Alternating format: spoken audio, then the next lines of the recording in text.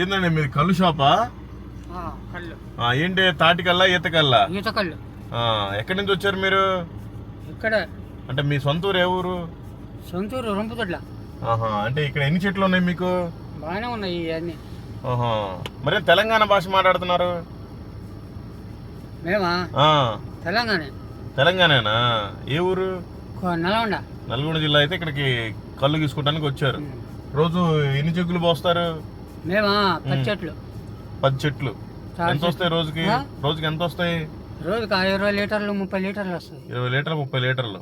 ఎంతమంది అవుతారు? బేరాలు లేవు. ఎంతమంది అవుతారు? ఎంతమంది తాగట్లేదు పెద్దగా. ఎందుకని? అందరూ మందుకు అలవాటు పడిపోయారు. మందుకు అలవాటు పడిపోయారు. మరి తాగితే నిషా రాదా? ఏమొచ్చా గ్యాస్ స్టవ్లు అని తాగట్లేదు. అంత బీపీ షుగర్ అని. మీరు దాన్ని ఏమైనా కలుపుతారా? ఏం లేదన్న అస్సలు. ఏం లేదు.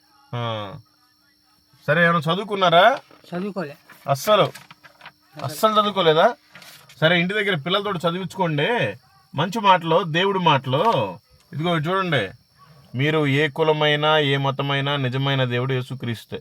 ఆయన నమ్ముకుంటే మనం చనిపోయిన తర్వాత స్వర్గం ఉంది, లేదంటే భయంకరమైన నరకం ఉంది.